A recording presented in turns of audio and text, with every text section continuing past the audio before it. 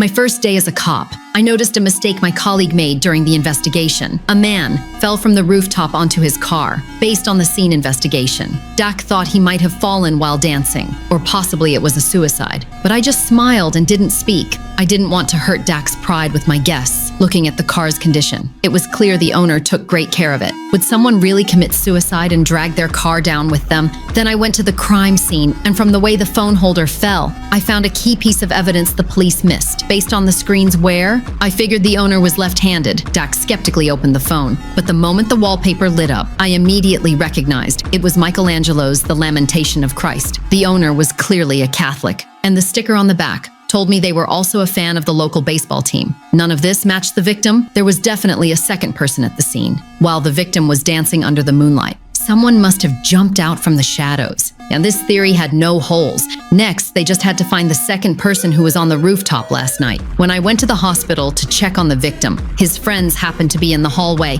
I quickly picked out 2 left-handed people and 1 Catholic wearing a pendant. The most telling clue was the tattoo on one man. It clearly showed the stitching of a baseball. Dak immediately brought him in for questioning, but just like all the other suspects, this man named Ron denied everything. He claimed he and the victim were like brothers. There was no reason for him to push him off the roof. I couldn't help but shout from the outside, "Why are we talking so much nonsense? You just show the phone and prove Ron was on the rooftop last night." Faced with the hard evidence, the man finally admitted it, but still denied pushing the victim. He said they were practicing dance when suddenly a shadow appeared and pushed his friend. There was no proof for that statement, so the police didn't buy it. The surveillance only caught the car entering the alley. It couldn't prove how many people were at the scene. I looked at the pile of files in my hands, and my mind started racing. Just when everyone thought there was no third party, I came up with a different theory. But before sharing it, I needed to check that smashed up car. The investigation report showed the police found some paint in the trunk, but since the victim worked as a car repair shop painter, they ignored this clue. I, however, had a theory.